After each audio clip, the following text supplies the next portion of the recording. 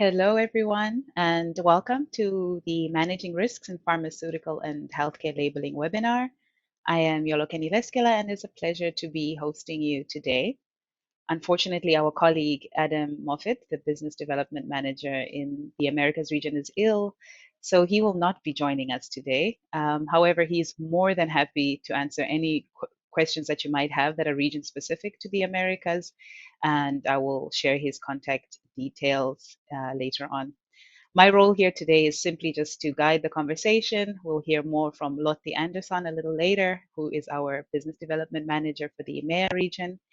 And just a few notes before we get started. Firstly, we'd really love to get questions from you. Please feel free to share them throughout the webinar at any point. You will notice that just below the window, the video window, there is a field there where you can share your questions, and then they will show up on the chat on the side. If we cannot answer all the questions during today's session, and we most likely won't be able to go through all of them, we will definitely be answering them separately. Some questions are probably best answered also on a one-on-one basis. So we'll pick those questions that might be a little bit more general and relevant to more of you. And of course, if you are tuning in live today, that's amazing. We're great. We're so happy to have you. But we will also be recording this so that you can share this recording with your colleagues or customers. And maybe you want to review it again later. We will also share the presentation itself as well as a downloadable checklist that we'll discuss a little bit later. That's it from me. From now, I think what we can do is just hear a little bit more about UPM Raflatak for those of you who may not be familiar with us or want to hear a little bit more. And then we'll hear from Lotte, who will discuss a little bit more about how we can manage risks when considering pharmaceutical labels.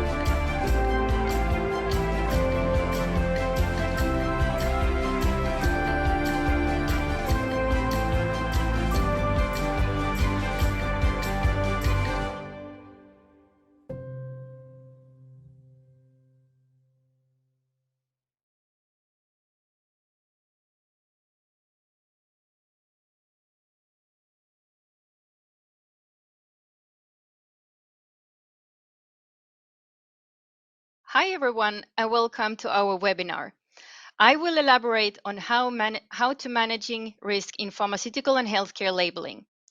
My name is Lotte Andersson. I am the Business Development Manager for our Pharma and Healthcare Labeling segment in EMEA. The key labeling risk areas of today will cover performance failures, frequent and unforeseen changes, safety and migration concerns, and supply security. Before going into the risk areas, I want to give you an overview how we work with our label solutions for versatile pharmaceutical and healthcare packaging types. We follow these packaging segments in terms of labeling, as they all represent different set of application requirements and are subject to stringent regulatory compliance. Our dedicated label materials have been specifically designed and pre-tested for the most commonly used packaging types within those segments, as you can briefly see here. ranging from small injectable packaging types like prefilled syringes, vials, pens, to OTC and RX bottles, migration sensitive ophthalmic and nasal types like eye dropper bottles, and BFS ampules, to labeling of medical devices such as laboratory specimen collection tubes and blood donation bags, and so forth.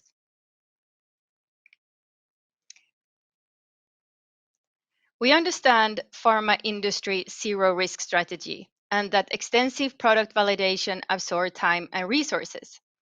In opposite to standard industry labels, the pharma dedicated materials are following extensive application-specific testing protocols, and they are pre-tested for various conditions and needs, as you can see here, to ensure that they meet the requirements of their intended use, to ensure that you have the right label solution from the beginning before starting your own testing activities. Traceability and print readability of pharmaceutical products throughout its life cycle is mandatory. Label material selection in pharma plays a key role as it carries vital patient safety information of medicine content, dosage, expiry date, manufacturing data, storage, and warnings. It must safeguard print legibility and readability. It is the face for the brand and the product quality. It must demonstrate extreme durability and remain intact until end of life and withstand, as example, changing harsh storage conditions from hot to ultra deep freeze, and freezing thawing cycles, sterilization conditions, exposure to chemicals, rubbing, while providing excellent adhesive properties. And last, it must not it must be proven safe to patient and not migrate chemicals into the drug product. The wrong label material or poor printing quality can mean that critical information is lost, which can lead to misreading and misusing of a pharmaceutical product.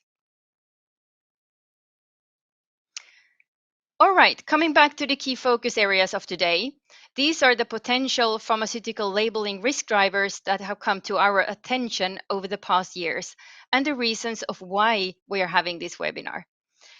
We have learned that basic label materials are in use for critical applications, which are not intended or tested for pharmaceutical end use, leading to performance issues and potential claims.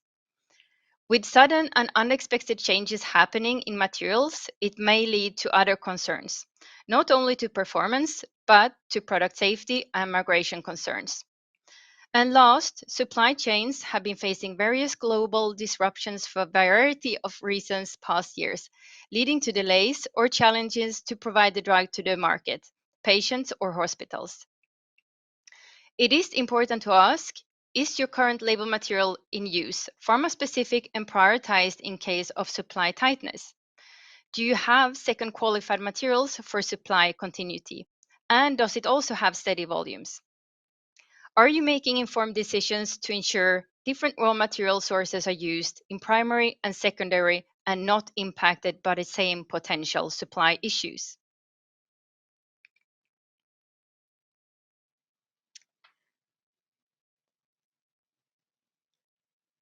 I will click all of them.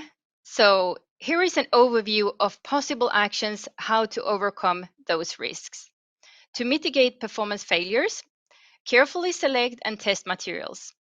To avoid frequent and unforeseen changes, ask for change management on materials and components. 3. Avoid safety and migration concerns by using compliant and dedicated labels designed for its purpose. 4.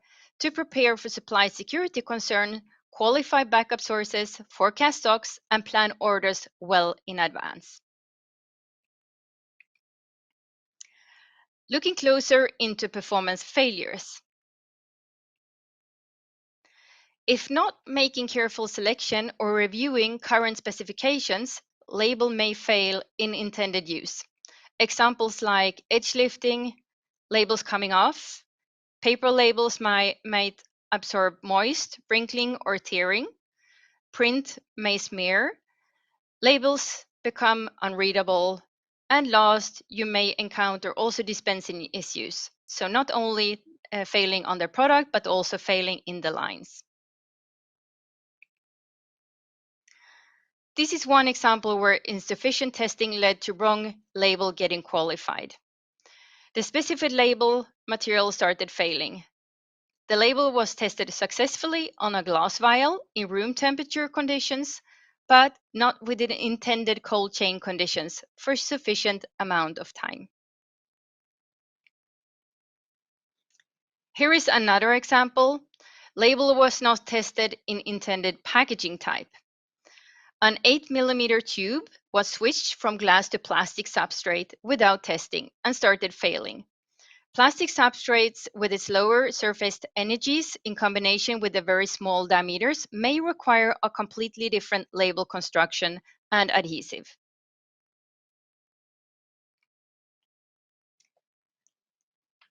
So here some typical pitfalls. Use of standard industry label materials that are not designed to perform in pharma applications. Selecting label materials without thorough application-specific testing. Selecting alternative backup label by only comparing data sheets. A solution that matches on its technical values does not necessarily match to all the performance requirements. Typical technical values do not fully tell the label material functionality in the intended application condition. It does not tell what it has been designed and tested for, such as container diameter, substrate storage conditions, sterilization, etc. Only pre-testing can tell. Lack of information shared towards label supplier. They cannot recommend most applicable solution if they don't know all of the critical requirements.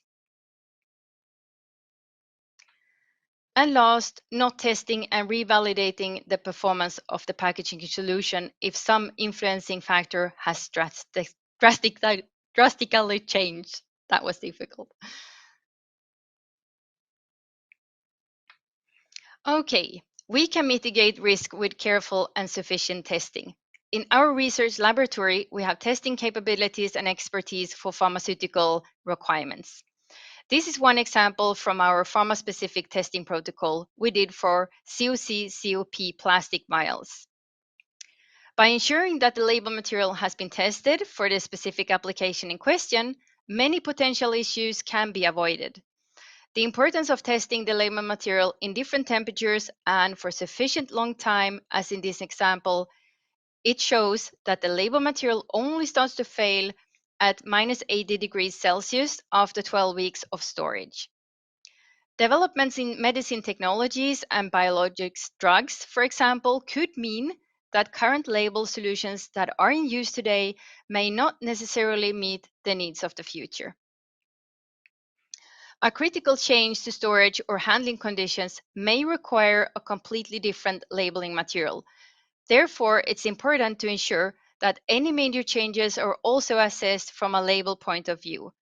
Also consider to review if the label material would benefit from covering a wider application window to prepare for potential changes. Example, suitability for group of packaging types, both glass and plastic substrates, covering fridge and freezer, and cope with increased humidity and moisture changes, and so forth. So to recap, this example shows how storage condition and time can have an impact on label selection. Material can look good in fridge, however, taking it to deep freeze makes it unusable. Time is an important element to investigate. That is why we follow up 12 weeks, in some application much longer. Important is to plan test protocol according to real-life storage conditions. So with pre-testing, we can take away unnecessary risk elements and materials that pose label edge lifting risk at extreme conditions. To wrap up the performance part, we have made this checklist. Prior starting qualification activities, ensure your label material suitability. Is it intended and pre-tested for its use case in question? Can your current label withstand key risk factors? Ensure that vital information is shared to your label supplier so they know what kind of label to recommend and what the acceptance criteria is. In order to ease information sharing, we have created this interactive checklist to ensure that all critical factors influencing label performance is considered and collected in the value chain. This will help you and your label supplier to specify the right pharma label to keep brand products and consumers safe. This checklist will be available after the webinar.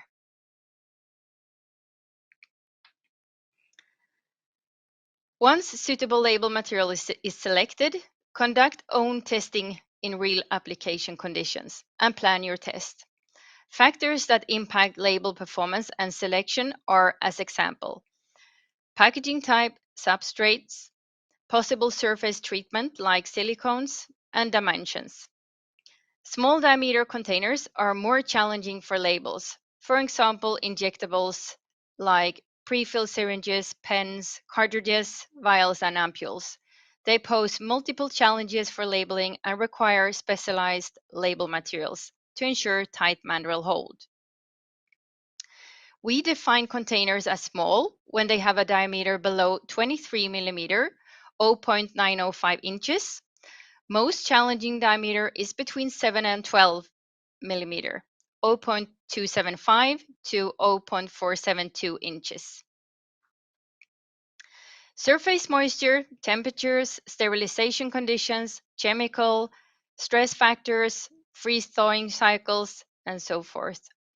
Also, print technologies, label size and format, is it overlapping, non-overlapping?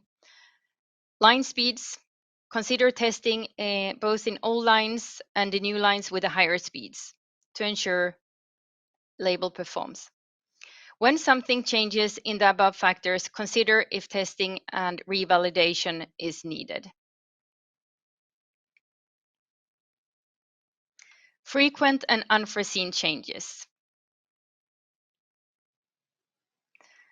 Unforeseen changes can cause unintended impacts to product performance or safety. Frequent changes also mean frequent need to requalify changes, which takes time and resources.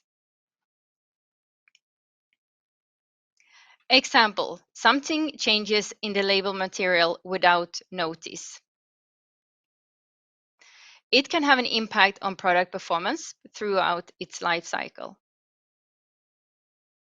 It can endanger product safety as it may introduce unforeseen chemical compounds into drug. It can impact legibility and durability of the print. It can become a compliance risk as it can be required by law that pharma packaging must have controlled changes and risk evaluation.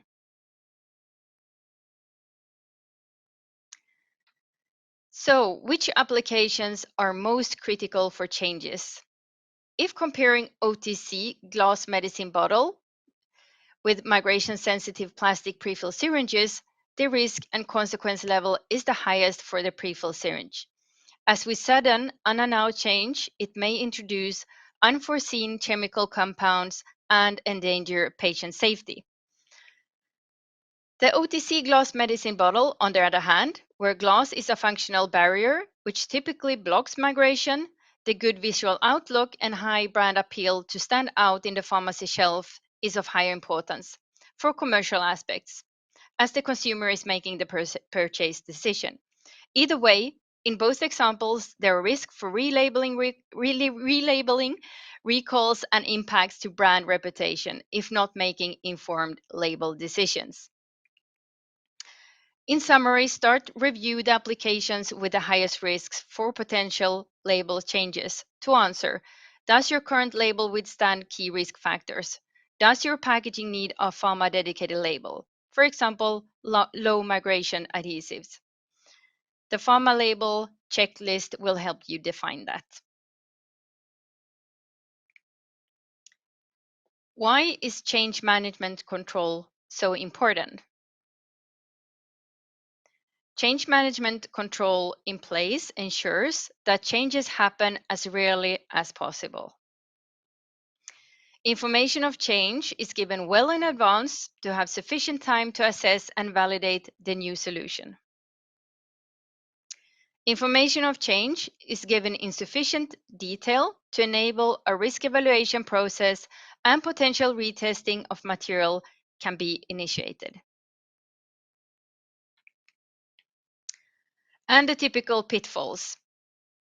Use of standard labels that are not pharma dedicated, as they are prone to faster and more frequent changes to meet naturally faster development cycles of the fast-moving consumer goods industry. Changes are informed if they impact product performance in the intended application. But as pharma is not often the intended application, the changes are not specifically tested if they impact product performance under pharmaceutical conditions, such as sterilization, storage temperatures like cryogenic, tight mounted hold in small diameters, etc. With the scale and demand of the general label industry, multiple raw material sources are qualified and interchanged between. Assuming material is exactly the same since years ago, if the name has remained the same.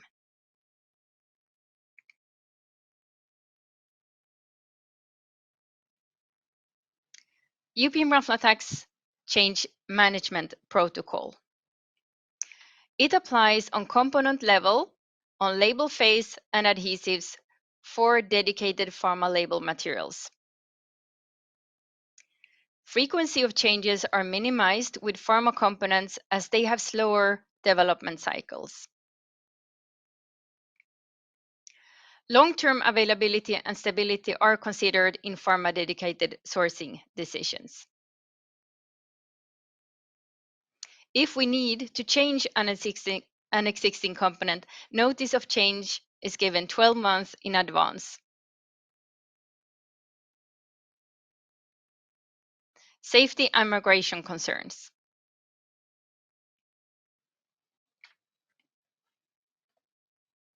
Label migration. Label migration can originate from adhesive, label face material, print receptive top coating, or printing inks and protective overvarnish.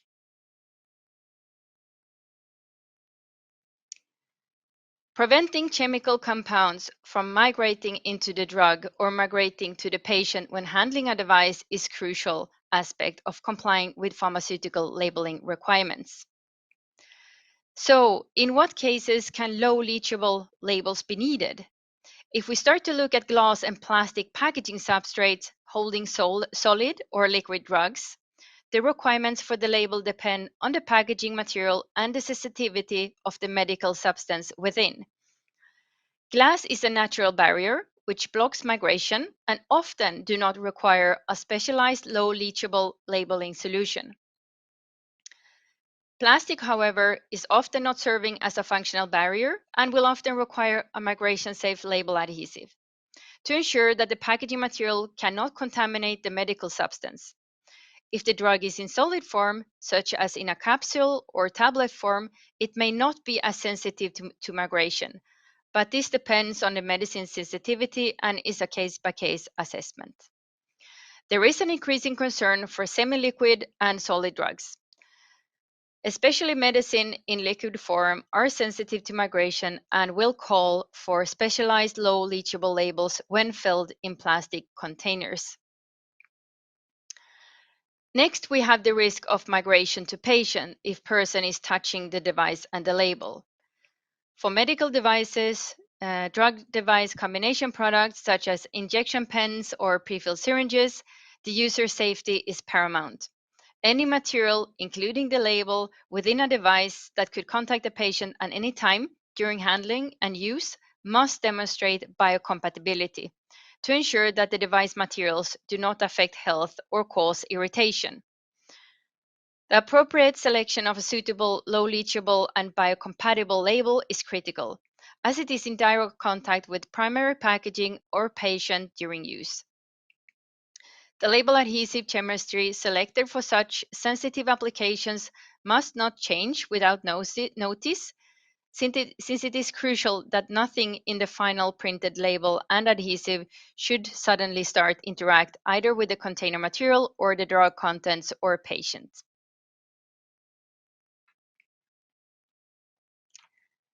Typical safety and migration pitfalls. When using non-intended labels for sensitive high-risk applications, the label may not have the required compliance or suitability. It may change quicker, which leads to increasing need to test and retest changes and their impact to migration. It may utilize multiple raw material sources, which increase the need to conduct multiple tests. Actions to mitigate. Review label compliance, conduct migration testing and evaluations. For sensitive applications, select low migration label materials that are pre-tested and designed for the purpose, and evaluate printing inks. Ensure to choose materials that have change management control to avoid any unforeseen changes to migration. Conduct migration testing for whole packaging solution, including label and printing inks, with the medical substance within, to ensure full review of all critical components.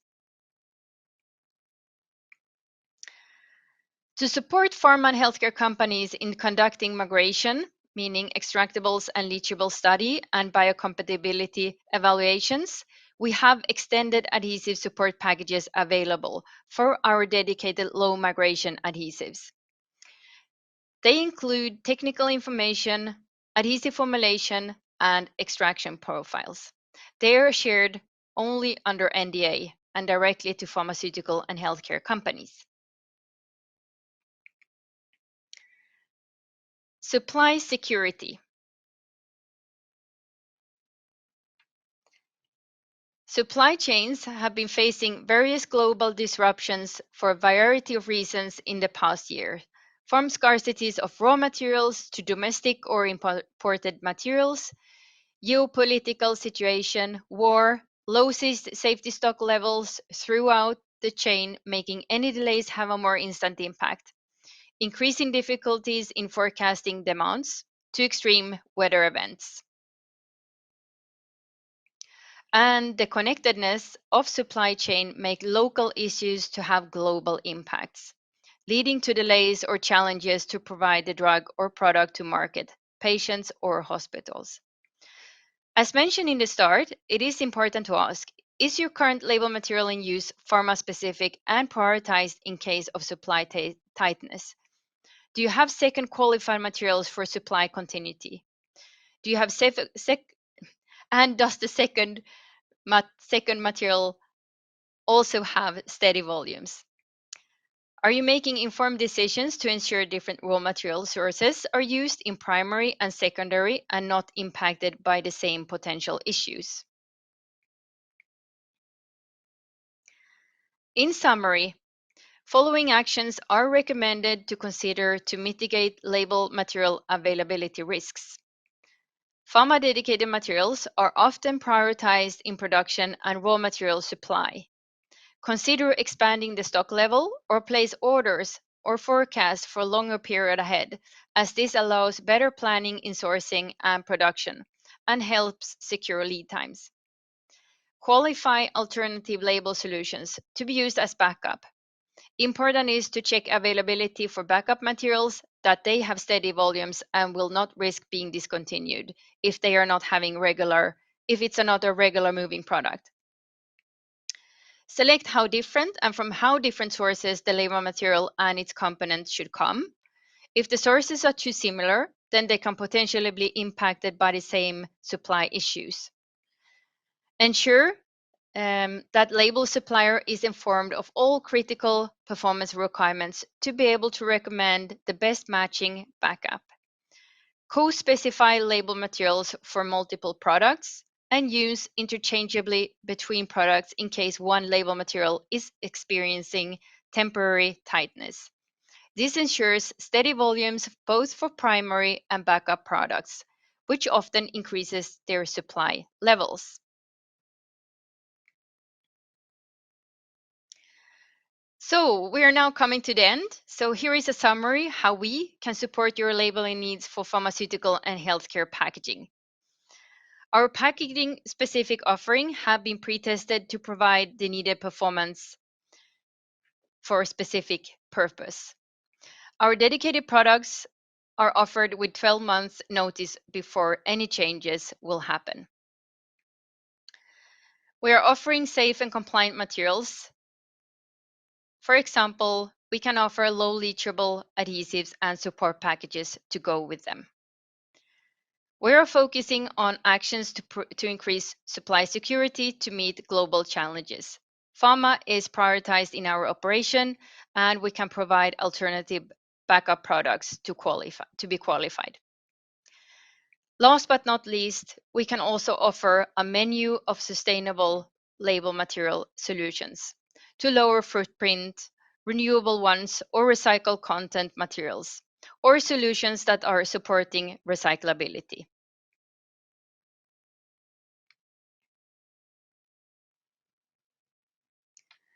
So we have now come to the end. So I would like to say big thanks, and please reach out to us if we can give you some further support in any pharma related questions.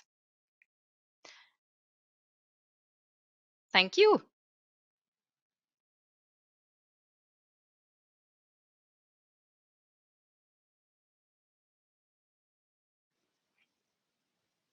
Thank you, Lotte.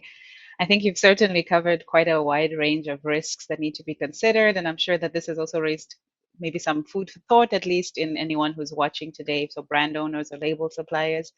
And of course, we cannot address all the questions now, but I thought at least we could tackle some questions. Some of these questions have been sent before the webinar, and then we'll cover one or two that have been shared in the chat. I'm sure we have enough time to tackle them. So, Lotte, if you're prepared for these questions, I think we can just get started. Yeah.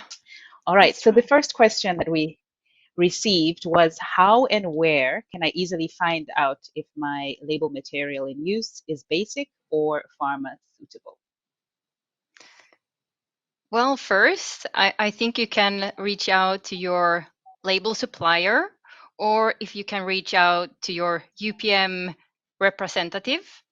I think those two. And then also, from pharmaceutical label material selection guides, you can normally see different dedicated materials that are intended for pharma products for different packaging types, how they have been tested for different conditions. So you can get an idea from that standpoint as well. So I think those three recommendations. So label suppliers or the guides. Yeah. Okay. To have an idea. You also mentioned you mentioned a checklist during your presentation. Would this be something that you would recommend as a starting point, or when would you recommend that someone actually uses this checklist? I think this checklist is really good in both cases when you consider new label specifications for different pharmaceutical applications to make sure that we collect all the relevant information and for us to make a robust recommendation based on that.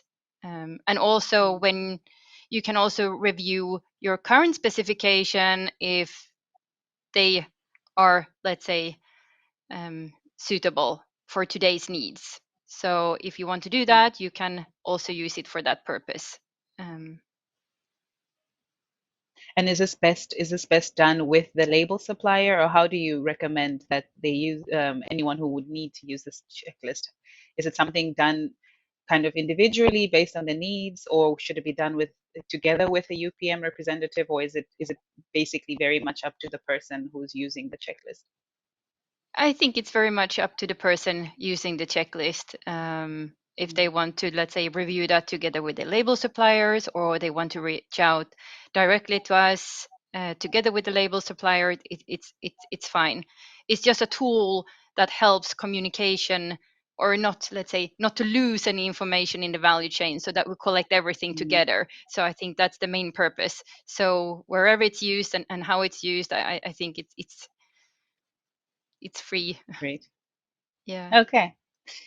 Then let's move on to another question, and this is product specific, or not a specific product necessarily, but the question relates to a product. And it's, what if a standard label is used for critical products by history? What is your responsibility to help prioritize or escalate similar way as pharma labels? Yeah, that is a that is a really good question. I would say that our standard materials, they are not intended for pharma. So the pharma dedicated labels, they are prioritized in case of any tightness. So if standard labels are used, they are not being, let's say, prioritized.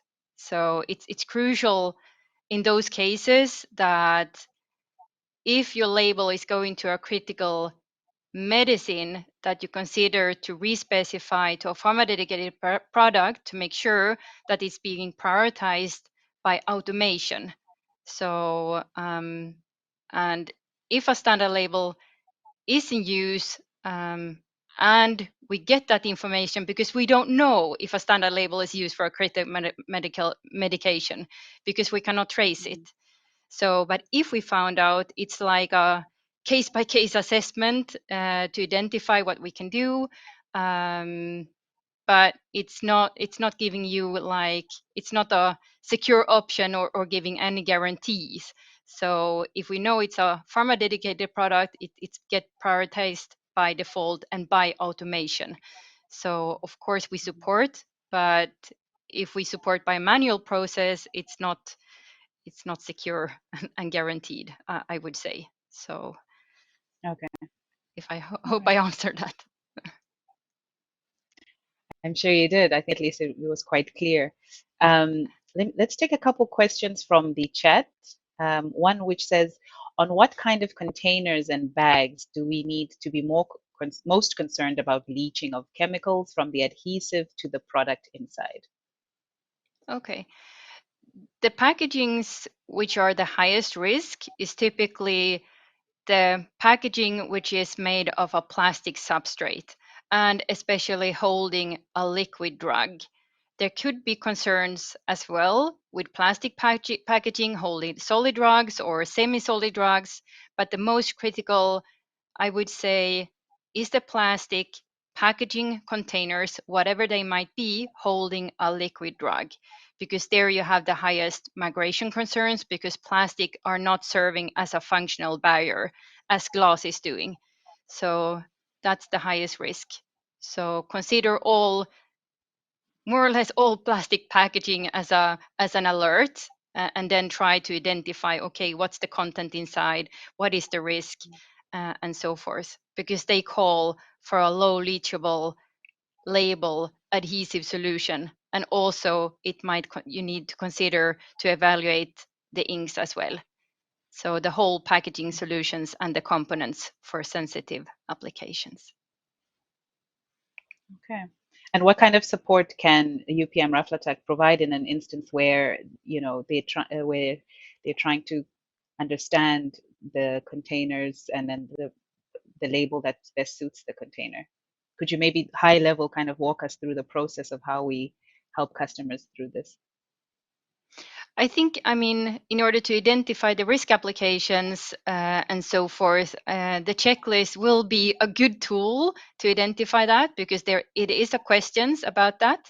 So if all information is provided, we will be able to support that, and also ask the follow-up questions if something is missing, to identify really what is the right, let's say, safe label to use for your specific application. So the checklist will help us. So I think Hmm. that's the step one. And then, of course, Okay, with these sensitive great. applications, we also have these support packages, the adhesive support packages to go with that. If the pharmaceutical company will conduct extractable and leachable studies as well as biocompatibility evaluations, because that is typically the next step, what they need to do with the product and the label. Okay. Yeah. And this is, of course, a process that will happen very much together with the UPM representative or whoever it is there that is in contact then with the pharmaceutical company, correct? Yes, correct. Yes. Okay. We have another question in the chat that perhaps I'm not sure if you can answer it here, but at least let's raise it and see if you can. If not, of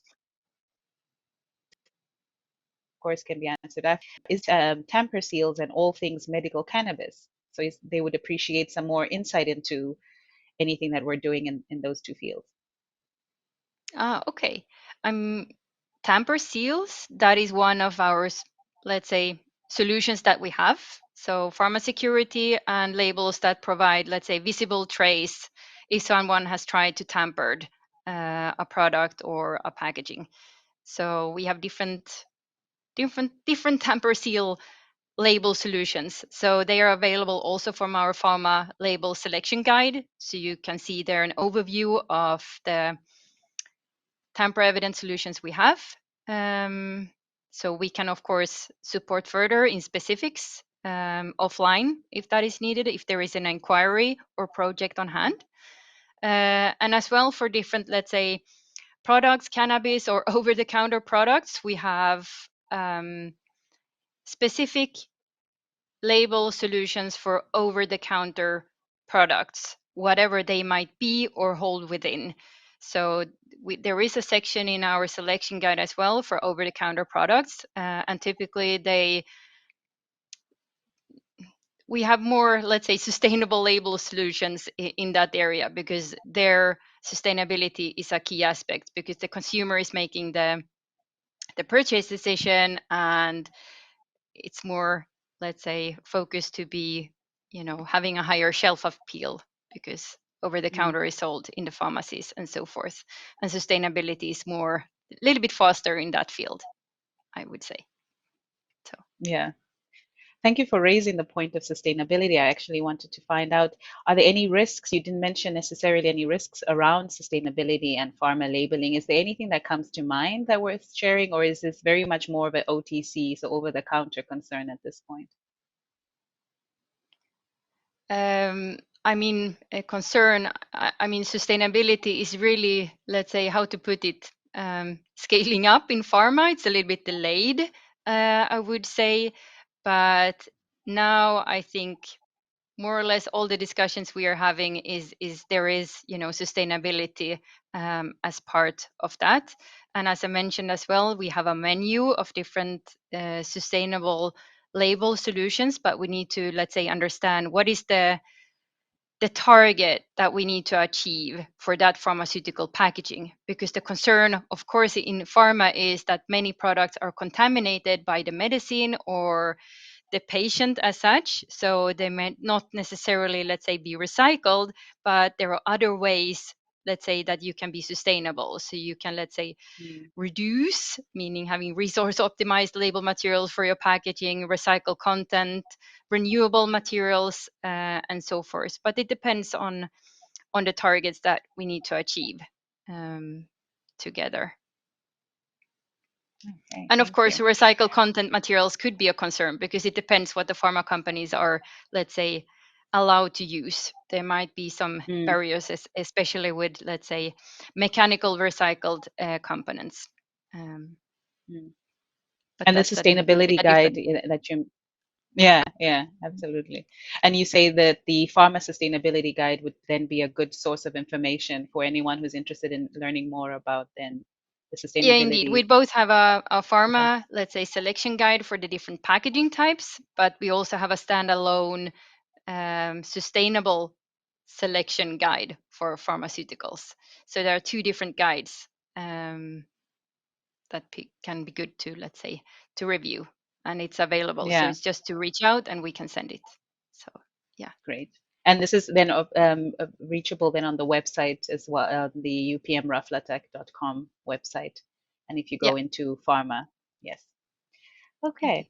Indeed. Then we had to shift the focus a little bit. There was also a pre-question shared, which involves testing and testing of labels. You mentioned a little bit about testing in your presentation, but could you maybe walk us through a little bit more about how UPM Raflatec tests labels or what that process looks like? All right. How we test it? Yeah, I mentioned a little bit that before in the webinar, but if we take as an example, for the small diameter container types, we follow the FINAT industry's test standard. So we fall for the manual hold for the small diameter container types. We follow the FTM 24 for tight manual hold, which means that the label needs to, let's say, stay intact after harsh storage and sterilization conditions. So that's one example.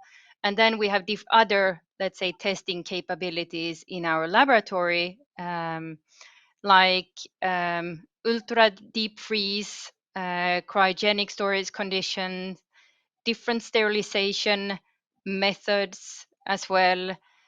We follow different processes like blood donation and plasma processes. Um, we have, let's say, tamper evident seal testing on different cardboard types and so forth. So it's different, let's say, application specific capabilities and expertise in the Hmm. laboratory. So Okay. And this is again done on a case by case basis and in consultation with UPM about when and what can be tested and the scope of the project then. Is this yeah, is this something that's indeed. done? Yeah. Okay, case by case. Correct. Yeah. Oh, But oh, many of our products, as I mean, to wrap up, I would say that all of our pharma and healthcare label materials, they are pre-tested. So most of the mm, materials that are, let's say, in our label selection guide, they are pre-tested for the various packaging types and typical conditions for that type. So you can see in the guide what each label material can withstand. So it's a good starting point. mhm. Okay. Absolutely. Thank you so much for that. I think the level and the depth of some of the topics that you've raised today is there's quite a lot to digest, and there's also I think so much more that can be shared on a case by case basis. I've now shared in the chat some contact details, the emails of Adam Moffat for any Americas region related queries. So please feel free to email him any questions or query, any requests that you may have can go to Adam. And then for any EMEA region related queries or any needed material, anything like that, you can of course contact Lotti. I've also shared her email in the chat. And as I mentioned in the beginning, we will also just send an email to everyone that's registered, and we'll share all the recording of this webinar as well as the checklist, the presentation, and of course, our website, it has a wealth of information about all the different selection guides across all other end users as well. But for the pharma one, you can go to www.upmraflatec.com/pharma. So if there's anything there that you need more detail, and please feel free to add to contact Lotti or Adam. We surely missed Adam here today to hear a little bit more from the Americas region, but of course, his information is relevant as well in the Americas. And he does send all his greetings. And please do contact Adam if there's anything more specific towards the Americas itself. I don't think we've mentioned or discussed anything here that wouldn't be related, but in any case, he's there and ready to answer your questions. And I think Lotti, thank you so much for sharing your presentation. It's been also a pleasure just to host this very short and sweet webinar. We hope we've at least got some thoughts going. We've highlighted the key risks for everyone who's in attendance and got them thinking about whether or not the current labeling is meeting their pharma needs and whether there's a need to review those. And we would love to continue creating resources such as this webinar for everyone who's in attendance. So we'd love to hear from you.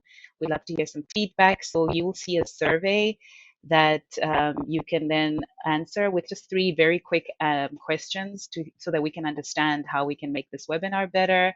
Of course, if there's any other content that you think we could delve deeper into, you can again email either Lottie or Adam. It's definitely something we'd love to consider. And from our side, we'd just like to say thank you for listening, and we hope to hear from you all soon. Thank you. All Bye bye. right. Thank you.